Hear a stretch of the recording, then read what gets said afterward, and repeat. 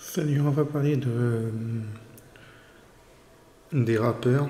Le Pen s'en prend. Le Pen et Bardella s'en prennent à des rappeurs. La vidéo c'était hier et ça dure 24 minutes. On va écouter, faites-vous votre propre opinion. Et je lance la vidéo.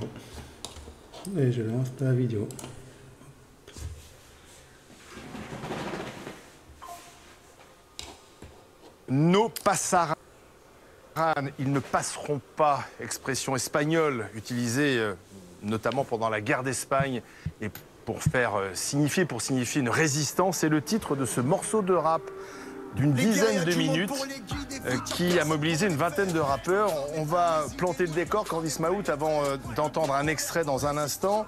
Qui sont ces rappeurs et comment s'est monté ce collectif? Alors, vous l'avez donné, le titre, c'est No Pasaran, référence effectivement à ce slogan contre la dictature franquiste des années 30. Il y a aussi un sous-titre qui s'appelle 9 minutes 43, durée du morceau, contre le RN, qui est une référence au titre 11 minutes 30 contre les lois racistes, les lois Debré, comprendre les lois Debré de 97. Donc voilà, il y a ces références-là. Les rappeurs qui y participent, ce sont une vingtaine de rappeurs connus dans le milieu du rap, Akhenaton, Fianso, Seth Gecko, Sosomanes et d'autres, qui s'engagent donc dans ce titre sorti cette nuit.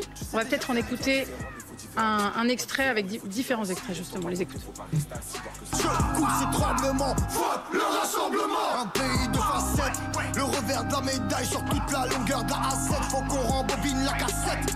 La menace vient droit d'exciter ma gueule, on vote contre les porcs. Jordan, t'es mort. Jordan, t'es mort. Lève-toi, va voter, faut pas rester assis. Voir que c'est nous la France, c'est bâtarissons.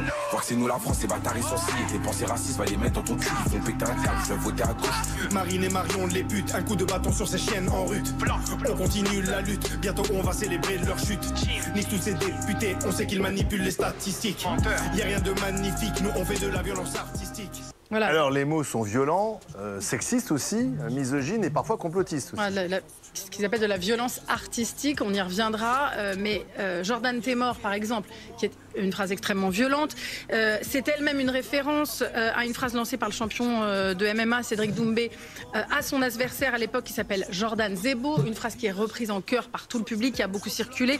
Donc on comprend là qu'il joue avec les limites, évidemment, du genre, qu'il pousse les limites, et vous l'avez effectivement entendu, des propos également sexistes, outranciers, à l'encontre de Marine Le Pen et de Marion Maréchal. Ou de la mère de Bardella également. De la mère de Jordan Bardella. Ross est avec nous, le rappeur. Bonsoir. Bonsoir. Vous auriez pu participer à ce morceau? Oui, absolument. Et d'ailleurs, c'est de notre devoir en tant qu'artiste. Vous parliez de 11 minutes 30 contre les lois racistes à l'époque. Effectivement, ce sont des mouvements contre lesquels on doit se battre. Nous, on s'est toujours battu contre le Front National. Vous savez, il y a une phrase que j'aime beaucoup qui dit « L'injustice conduit à la révolte ». Ce n'est pas une phrase qui a été inventée dans les quartiers populaires. C'était en 1911, lors de la révolte des Champenois à l'époque. Et c'est eux qui brandissaient déjà ça. Et cette jeunesse, elle brandit ça aujourd'hui. Et ce titre, plutôt que de s'arrêter sur certains mots, effectivement, qu'on peut considérer... Voilà, et d'ailleurs, on voit la différence. Vous-même, ça vous gêne?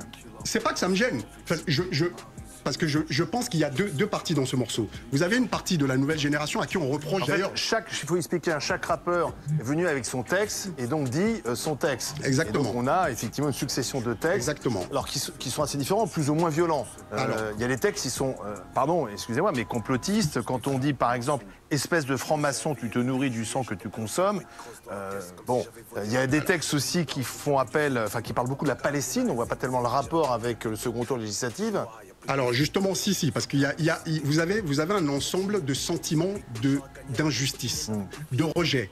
Vous parlez de la Palestine, par exemple, toutes les personnes qui ont essayé de dire que aujourd'hui il y a trop de civils qui sont massacrés là-bas, ils sont tués, ou on les Quel est traite le rapport d'antisémites. avec Donc, les élections législatives françaises? Oui, mais parce que je vous dis, c'est un morceau où les jeunes parlent de leur sentiment d'injustice. Mais ce que moi je voudrais voir, qu'on puisse voir derrière ce morceau, c'est le cri d'amour, l'hymne à l'amour que ces jeunes chantent pour la France. C'est un cri d'amour? Oui, parce qu'ils sont en train de dire nous sommes français, Nous voulons être français, nous voulons être considérés comme des Français à part entière. Et comme je vous dis, dans le morceau d'ailleurs, vous remarquerez qu'il y a deux parties. Vous avez la partie avec les plus jeunes qui, eux, sont de façon très très crue, sortent les mots qu'ils sortent. Et vous avez l'autre partie avec Akhenaton, Pete Bacardi, qui sont un peu plus âgés, qui sont la génération d'au-dessus, et qui, eux, utilisent d'autres mots pour exprimer, dans le fond, les mêmes choses. Donc, il y a un moment donné, quand on dit quand vous avez 20 ans et que vous n'êtes pas révolté, c'est que vous êtes un lâche.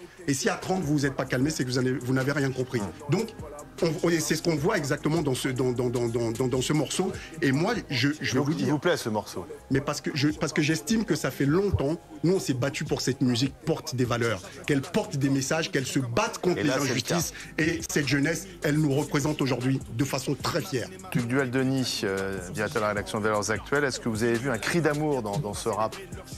Non, j'avoue que j'ai pas trop vu de cri d'amour, surtout quand on traite de bâtard, puisque c'est le mot employé, des gens qui juste effectuent un geste démocratique en votant pour le Rassemblement national. À ce que je sache, je crois pas que ce parti soit interdit de se présenter aux élections, et que donc insulter ces électeurs comme ça, je suis pas sûr que ça soit le meilleur moyen de les convaincre que ils se tromperaient. Moi, je m'en fiche complètement de ce qu'ils racontent. Je veux dire, dans une chanson de rap, ils peuvent avoir tous les mots qu'ils veulent. Je suis pas là pour dire qu'il faut interdire tel ou tel genre de littérature, telle ou telle parole dans une chanson. En revanche, je pense qu'ils ratent complètement leur cible par des outrances, par effectivement, mais bon, ça c'est habituel dans le rap, des propos quand même assez dégradants pour les femmes. Traiter Marion Maréchal et Marine Le Pen de putes et ajouter en plus qu'elles sont en rut. Bon, je suis pas sûr que ça fasse beaucoup avancer le débat public, ni la cause des femmes. Effectivement. D'ailleurs, il n'y a que des hommes qui chantent dans ce morceau. J'ai remarqué ça. Ça, effectivement, il y a quand même un peu plus d'hommes dans le monde du rap que de femmes. Mais bon, quand bien même il y aurait eu que des femmes, mais avec les mêmes paroles, je suis pas sûr que. Je suis pas sûr qu'elles auraient tenu ces propos. C'est un point intéressant parce qu'il y avait une chanson anti-Rassemblement national et anti-Marine Le Pen dans les années 2000, écrite par Diams, bien sûr, dans laquelle elle répétait qu'elle emmerdait le Front National, à l'époque, etc. Et c'est une chanson où il n'y a pas de propos sexistes et où il n'y a pas d'appel au meurtre. Il y a aussi la Palestine qui est très présente.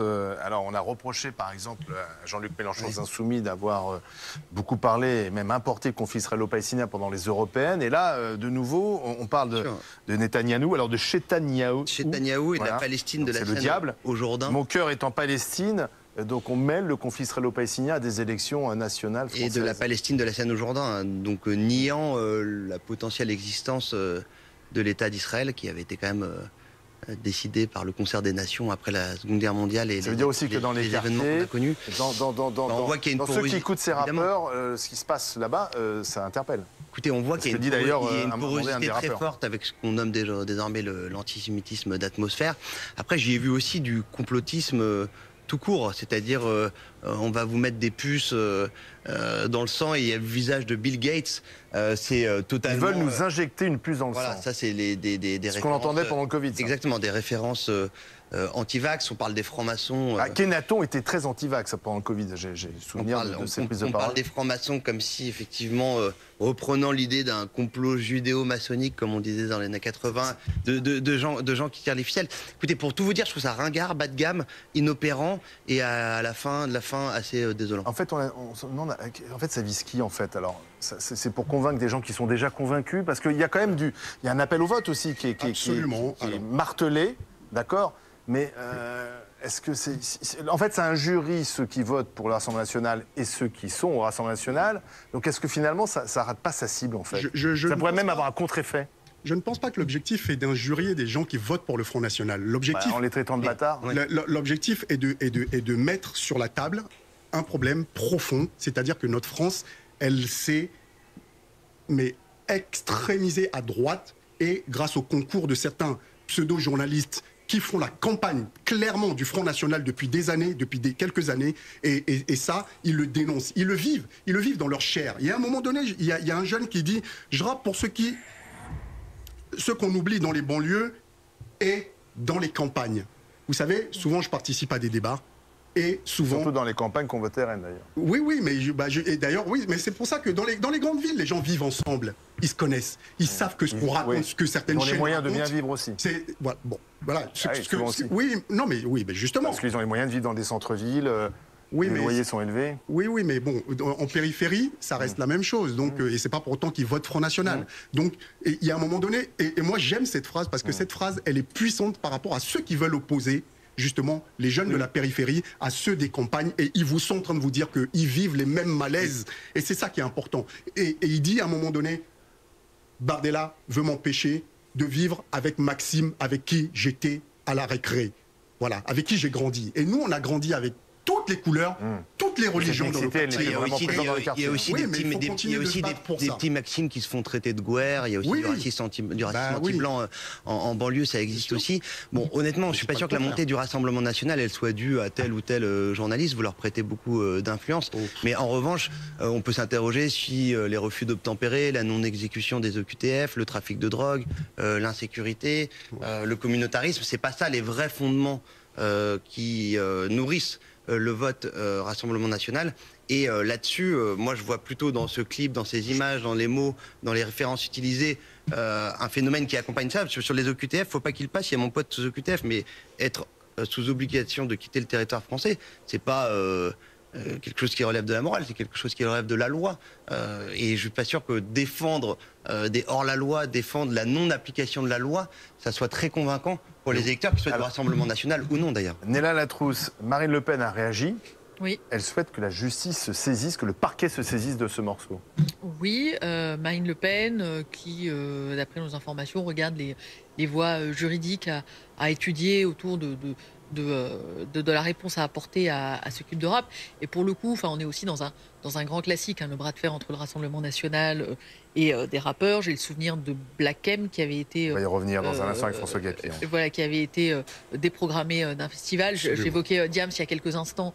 Lorsque sa chanson est sortie, je me souviens que ça avait aussi entraîné sur l'autre polémique et de réaction à l'époque au Front National. Au-delà même du RN ou du FN, de manière générale, la création les rappeurs, dès que un artiste, allez, on va dire des musiques urbaines transparaît, ça engendre son autre polémique. Aya Nakamura, Candice, vous pourrez vous en parler bien plus que moi, le déchaînement de propos racistes que l'on a pu voir dès lors que son nom a été évoqué pour représenter la France à la cérémonie d'ouverture des Jeux Olympiques. Donc, pour le coup, on est là encore dans un très très grand classique. Et au-delà même du Rassemblement national, j'ai aussi le souvenir d'une polémique autour de Orelsan avec Fadela Amara lorsqu'un texte avait été jugé sexiste.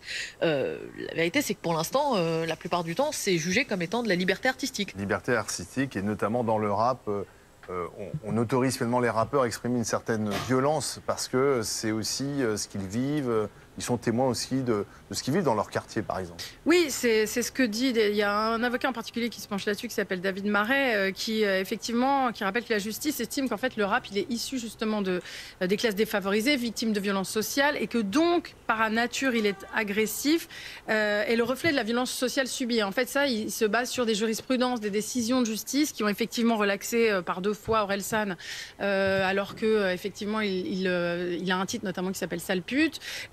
Pardon pour mon français, que Sniper a été relaxé également. Voilà, il y a une tolérance particulière. Après, c'est quand il joue des personnages. Et en revanche, quand c'est au premier degré et que c'est le rappeur qui parle lui en son nom et qui, par exemple, appellerait au meurtre, là, ça ne peut évidemment pas être... ça doit être sanctionné. Néla le disait, il y a une longue tradition dans le rap en particulier de textes très engagés contre le Front National et ensuite le Rassemblement National. François Gapillon, bonsoir, vous êtes notre éclaireur et vous avez retrouvé quelques archives. Alors j'ai pris les plus emblématiques parce qu'il y en a énormément. D'abord, bien sûr, impossible de parler des chansons anti-FN à l'époque sans aborder Marine de Diams au début des années 2000, au milieu de l'album culte Dans ma bulle. La rappeuse adresse une lettre à celle qui est déjà positionnée alors pour prendre la suite à la tête du parti de son père. Regardons ensemble un extrait d'une émission à laquelle était invitée Marine Le Pen, justement. Marine, t'as un prénom si tendre, un vrai prénom de tange, mais dis-moi ce qui te prend. Marine, on ne sera jamais amis parce que ma mère est française, mais que je ne suis pas née Diams ici. scande aussi qu'elle emmerde le Front National. La chanson est quasiment devenue un hymne avec le temps contre l'extrême droite. Marine Le Pen, à l'époque, avait répondu à Diams à travers une lettre dans laquelle elle réfutait tout sentiment raciste et interrogeait la rappeuse, je la cite, « Pensez-vous sérieusement réconcilier tout un peuple en insultant une partie de son électorat et en les emmerdant, comme vous le revendiquez, à 20 reprises dans votre hymne à la haine ?» Et de conclure, « Je ne peux m'empêcher de vous proposer un véritable débat. La balle est dans votre camp et nous verrons de quel côté se situe véritablement l'intolérance. » Diams n'est ni la seule ni la première artiste dans le rap en particulier à avoir combattu l'extrême droite. En 95, le 3e album studio de Suprême NTM s'ouvre sur Plus jamais ça, titre inspiré d'un dicton populaire antifasciste largement répandu après la Seconde Guerre mondiale. Extrait avec plaisir, je les shoot dans la tête même à terre nationale. Et ce front international et l'affront est un peu plus loin quand le borgne sénile s'amuse à faire un score de 25% dans ma ville. Non, plus jamais ça. Stoppons tout ça. Et puis bien sûr, l'accession de Jean-Marie Le Pen au second tour de l'élection présidentielle en 2002 agit comme un électrochoc chez les rappeurs aussi bien sûr. En témoigne le morceau d'Ayam intitulé 21 avril, précisément sorti un an plus tard. Je cite, « En temps se manifeste le jour noir qui suit la demi-victoire des gros porcs. » Et un peu plus loin, « Là, il y a plus de peut-être, ils ont voté pour un facho. C'est pas un vote contestataire quand on connaît Dachau. » Fin de citation. Pour ces paroles, je précise que ni Ayam ni NTM n'ont été condamnés. J'ai l'impression quand même, merci François, que depuis 2002, il y a beaucoup moins de mobilisation des artistes. Même là, on voit bien dans cette campagne, alors, il y a ce rap, il y a eu quelques tribunes, mais il y a Pierre Ninet qui a réagi un peu sur Instagram. Mais enfin, c'est très très timide par rapport à ce qu'on avait connu dans les années précédentes, les années 90, pour les avoir vécu, et même en 2002, après l'arrivée de Jean-Marie Le Pen au second tour. Oui, mais de manière générale, c'est-à-dire que la désaffiliation ou le désengagement que l'on peut voir au niveau des associations, au niveau des partis politiques, on le constate aussi chez les artistes. Vous l'évoquez lorsqu'il s'agit de répondre ou de combattre le Front ou le Rassemblement national. Moi, j'ai aussi le souvenir d'un certain nombre d'artistes, Patrick Bruel et autres, qui s'étaient plaints du silence du monde de la culture au lendemain du 7 octobre en disant mais regardez, pourquoi est-ce qu'il n'y a pas davantage d'artistes? Pourquoi? Parce que ces artistes ont peur de s'engager, parce que derrière, sur les réseaux sociaux, il y a des campagnes de dénigrement et qu'ils ont que des coups à prendre. Je me souviens de Franck Dubosc pendant les Gilets jaunes, où il avait été pris à partie par les Gilets jaunes. Il les avait soutenus dans un premier temps, ensuite il avait dénoncé la violence, et ensuite certains venaient manifester devant ces salles de spectacle en province. Et bon, il s'était rendu compte que c'était compliqué quand même. Hein. C'est clair que pour les artistes, c'est très compliqué. Que dès qu'ils s'engagent, ils se coupent déjà de la moitié de certaines personnes qui vont acheter les billets pour rentrer en salle de cinéma ou qui vont aller streamer. C'est très compliqué. On a Rost aujourd'hui sur notre plateau, mais il n'y a pas un rappeur. On les a contactés, les rappeurs de ce morceau qui veulent venir nous parler de ce morceau. Donc déjà, merci à lui d'être là. Il n'y a que des coups à prendre en fait. Ah oui, il n'y a que des coups à prendre. Et Gad Elmaleh dans son spectacle, vous parliez du 7 octobre, Gad Elmaleh dans son spectacle même, il explique qu'il a coupé tous ses réseaux parce que voilà, il n'a pas envie, il est tout simplement un humain et qu'il n'a pas envie de prendre parti pour une atrocité ou une autre. Voilà, c'est très compliqué en fait pour ces artistes de se positionner aujourd'hui parce que alors là, avec les réseaux, c'est sûr que ça devient. J'ai juste une petite anecdote sur Kenji Girac qui avait posté le 7 octobre au soir une photo en story sur Instagram d'un œil en fait qui était en train de pleurer et mixé avec le drapeau israélien. Il s'était pris des milliers de messages d'insultes, très souvent et majoritairement issus de gens issus de l'immigration, en disant que c'était incroyable de défendre les Juifs, les Israéliens, etc. Et donc il avait, il avait été vacciné un peu. En fait, quand vous êtes artiste, vous savez que tout ce que vous dites, aujourd'hui surtout, c'est scruté à la lettre. Moi-même, j'ai eu, avec mon morceau Révolution, où le Front National a passé son temps à dire que moi, j'appelais à tuer des policiers. Et d'ailleurs, à l'époque, je laissais passer la chose. Depuis d'ailleurs que je leur ai dit que s'il y en a un qui répète encore ça, je le mets en procès. Comme par hasard, ils ne le disent plus. Parce que dans cette chanson, à un moment donné, je parle, après une bavure qu'il y avait eu à Lille, sur Riyad Amlaoui, et que les policiers avaient été relaxés par rapport à ça, moi, j'apprends la chose en studio et j'étais en train de terminer mon album et j'écris cette chanson et je le dis clairement. Oui, le premier sentiment qu'on a d'une injustice, on a envie de se révolter, d'en découdre. Et c'est ce qui transparaît là-dedans. Mais je n'ai jamais appelé à tuer des policiers ou quoi que ce soit. Et ils ont passé leur temps à faire croire ça à la France entière à chaque fois. Donc, il y a un moment donné, on prend que des coups. Dès que vous allez sur les plateaux, vous savez très bien que derrière, ça a des conséquences. Et si j'ai viré mon compte Twitter, si j'ai viré mon compte Twitter depuis 3 ans, c'est justement parce que les gens du Front National et qui passaient leur temps à me menacer de mort à chaque fois que je prenais la parole dans les émissions. Tous, à chaque fois, je recevais des menaces de mort. Mais pardon, hein, il y a quand même une forme d'impunité du milieu du rap, parce que imaginez si vous aviez un collectif de chanteurs de variété ou que sais-je, qui arrivait avec une chanson extrêmement violente sur les électeurs de Jean-Luc Mélenchon, en les traitant de bâtards, en insultant Jean-Luc Mélenchon, en insultant les différents responsables politiques de gauche, en appelant à la violence, en étant complotiste, en étant... allez voir les chanteurs de hard d'extrême droite. Écoutez ce qu'ils font. Là, aujourd'hui, c'est la fine fleur du rap français. Là, je vous parle pas de chanteurs groupusculaires néo-nazis qui chantent dans des caves. Il y a une tolérance d'un côté et moins de l'autre. N'accepterait jamais vous devriez, au lieu de vous focaliser regardez, sur il y a eu ça. la chanson Je partirai pas. Je partirai pas, oui. Et bon, je vous réponds juste à ça. C'était fait par l'intelligence artificielle et pas du tout revendiqué par qui que ce soit. Et d'ailleurs, condamné immédiatement par le Rassemblement national. Au lieu de vous focaliser sur aujourd'hui, enfin, je sais pas si ça va être votre cas, monsieur le député, mais les insoumis devraient dénoncer... François Picmal nous a rejoint justement le député réélu au premier tour dans la région de Toulouse. Félicitations à vous. Bonjour. Bonjour. Donc vous revenez sur les plateaux parisiens, parce que visiblement vous ne vouliez plus, mais là, donc ça fait plaisir de vous revoir. Je suis venu faire mes démarches administratives à l'Assemblée, mais je serai dès demain à Toulouse pour aider toutes les candidates et les candidats du nouveau Front Populaire. Et j'incite tous les Toulousains et tous les Hauts-Garonnais à s'engager dans cette campagne pour qu'on ait une majorité à l'Assemblée. Je vous dis ça parce que la dernière fois que je vous ai eu, c'était en direct de Toulouse, et écoutez ce que vous m'avez dit. Enfin, réécoutez. Je vous parle depuis Toulouse et les plateaux parisiens ne m'avaient pas manqué, tellement la discussion me semble déconnectée de la plupart des préoccupations des gens, notamment sur le pouvoir d'achat, les services publics et autres. Bon, ça vous avait manqué un peu quand même. C'est vrai que, mais j'ai surtout senti que je vous avais manqué. Bien sûr. Vos collaborateurs m'envoient des SMS tous les jours pour savoir si je suis disponible pour venir en plateau, et je me suis dit quand même il faut qu'on se retrouve un moment pour parler des sujets qui intéressent les Français. Merci à vous, mais les programmateurs ne disent pas ça. Mais c'est pas grave, on va pas faire un débat avec les programmateurs. Simplement, un mot sur cette chanson de rap, ce morceau de rap. Est-ce qu'il est utile ou est-ce que finalement il n'est pas... il va pas provoquer finalement l'effet inverse parce qu'il est quand même très dur, très violent. Alors, je comprends bien que c'est aussi le langage du rap, mais enfin il y a des mots sexistes qui sont impardonnables, même si ce sont des rappeurs qui les tiennent, des mots misogynes.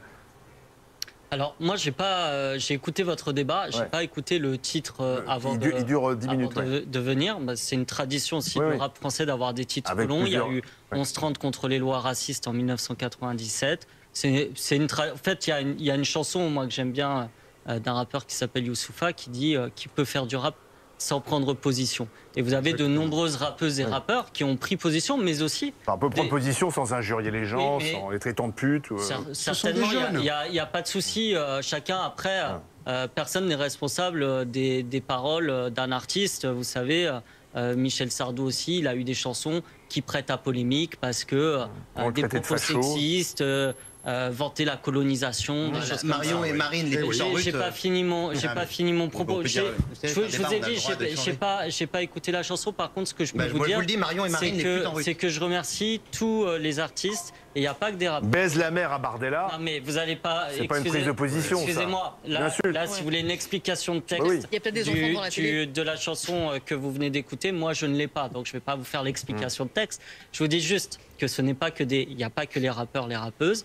Il y a des chanteurs, des chanteuses qui ont pris position contre l'extrême droite. Je pense à Gauvin Serre. Je pense aussi à... Et j'écoutais le débat, il y a aussi qu'il y a certaines prises de position qui sont peu médiatisées. Je pense à Big Flo et Oli, par exemple, à Toulouse, qui sont très connus nationalement, qui ont expliqué qu'ils avaient des origines diverses et variées, d'Argentine, d'Afrique du Nord, et qu'ils se sentaient... très mal à l'aise par rapport à ce qui se passait en France et qui ont appelé clairement à voter contre l'extrême droite, et je les en remercie. Ils ont aussi dit qu'on pouvait être patriote sans être taxé d'extrême droite. Ce qui est quand même hallucinant, moi ce qui m'hallucine, c'est de voir la véhémence avec laquelle certains journalistes s'élèvent aujourd'hui contre cette chanson, et j'ai pas vu la même chose lorsque le Front National a investi une 40aine de fichiers SS. Des gens qui ont été condamnés pour racisme, des gens qui ont été condamnés pour des propos antisémites et qui ont brandi des tweets en disant que Hitler n'avait pas fait assez de morts juifs. Et ça, je n'ai pas vu les journalistes s'élever contre ça. C'est pas vrai, parce qu'ici on parle aussi des dérapages. On a parlé aujourd'hui même. On a parlé aujourd'hui même de cette candidate qui portait une casquette nazie. D'ailleurs, elle s'est retirée. Et j'aimerais qu'on mette la même énergie à dénoncer aussi ça. Et ces jeunes, ils ont fait ce qu'ils avaient à faire. Et moi, je les en remercie. Alors, la forme peut être peut-être un peu malheureuse, mais en tout cas, c'était nécessaire. Bravo à cet engagement. Merci Rose d'être venue sur le plateau de BFM Story. Voilà, on va aller sur X. On va faire hop, hop. Voilà. Et on va aller on va mettre Bardella. Porte plainte,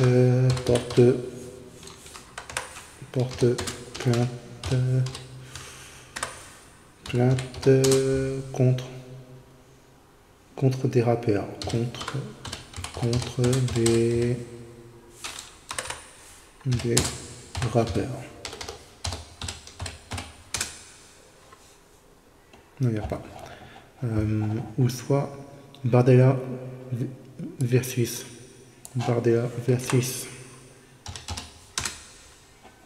Non, j'enlève le contre. Hop. Et j'enlève le D. Non, aucun. Non, aucun, d'accord. Il n'y a pas. Et si je vais Bardella.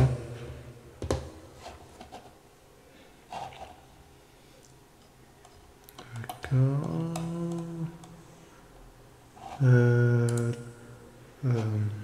Je sais pas quoi mettre. Musique, musique peut-être.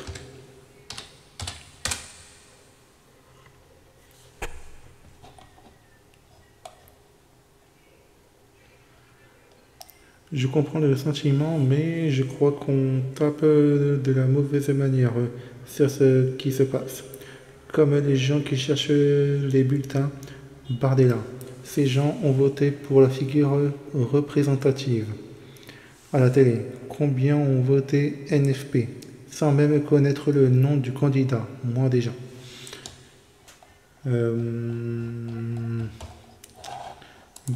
Bardella traité. Je sais plus quoi mettre.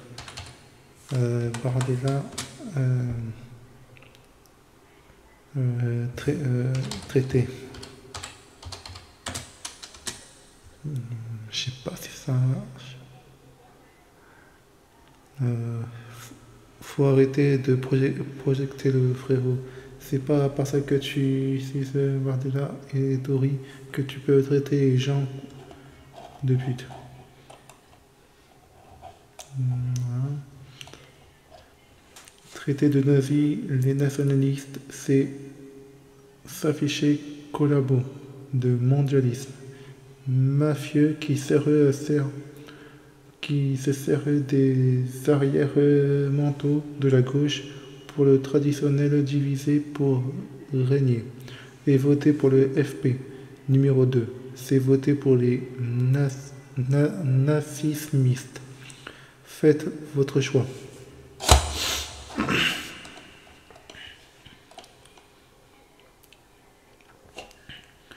Plus après la succession du droit du sol de Jordan Bardella, tu as une famille de Françaises de sang. Non, merde, t'es plus français. Et chiale pas, c'est la loi de vos pays maghrébins et africains. Du coup, tu vas me traiter de raciste, hein? D'accord. Et la vidéo, ouais. Et pour la dernière, si j'arrive à parler, j'en choisis un au hasard. Dr. Cat qui tweet Jordan Bardella, l'homme politique qui pense que traiter quelqu'un de Jean Moulin est une insulte lors du débat la semaine dernière.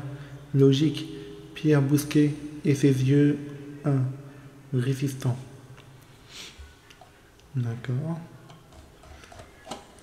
Attends, on va mettre musique, on va mettre musique RN. Musique RN.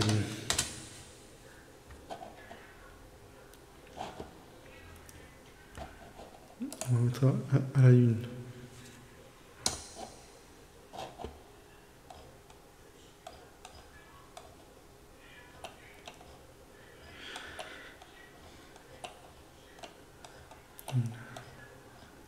Normalement c'est tous en anglais.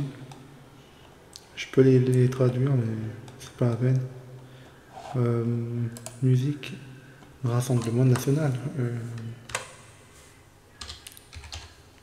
Rassemblement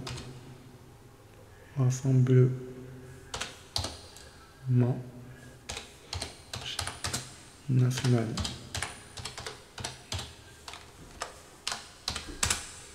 Alors, on va regarder.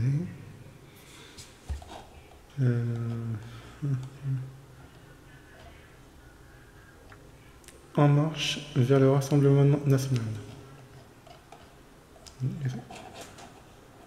EM versus RN, Macron, Le Pen. Le jeune président du Rassemblement national, RN, a réalisé un score historique aux Européens, en amenant l'extrême droite à réunir plus de 31% des voix dans son pays.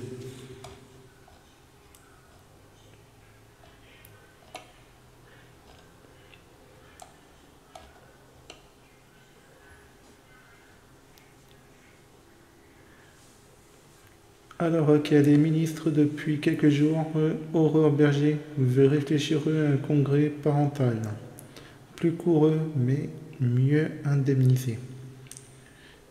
Et dites-vous bien que si vous voulez le Rassemblement national, un jour, ça sera encore pire, niveau droit des femmes et hommes. Même si évidemment, ils veulent vous faire croire le contraire. Évidemment, ils veulent vous faire croire le contraire. Dites-moi dans les commentaires si les tweets et la vidéo vous plaît. Mettez-moi des pouces. Abonnez-moi à ma chaîne YouTube, Twitch, TikTok et Instagram. Mettez-moi la cloche pour ne rien rater et je vous dis à la prochaine.